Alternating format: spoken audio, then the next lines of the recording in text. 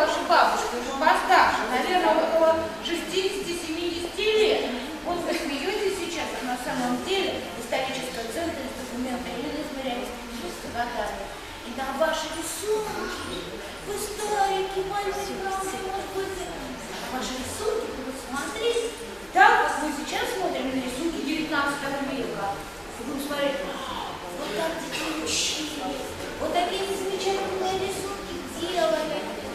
И вот в этот музей ваши рисунки сейчас будут вот торжественно положены на хранение. Поэтому я вас и поздравляю с этим замечательным событием в судьбе России, потому что это не только московский, как я уже вам объяснила, конкурс.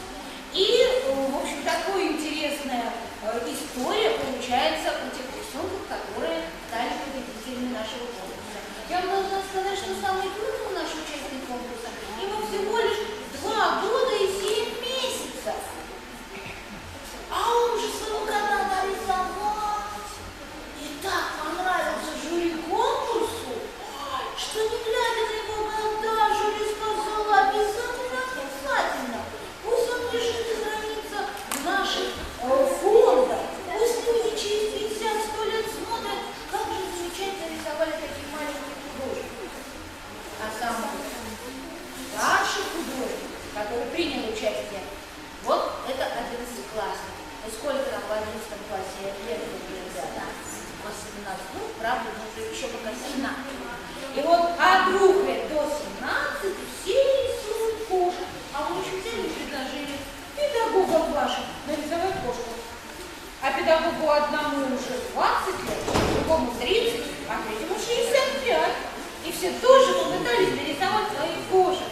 Поэтому вот у нас получился показал на тему до 65 лет, можно сказать. И вот столько разных людей попробовали нарисовать самое любимое домашнее животное. А теперь поднимитесь, ребята, у кого дома есть кошечка? Ой, есть кошечки, ну как их зовут? У тебя мальчик или девочка? Как же? Ксюша. У тебя как кошечку зовут? Девочку как? Как?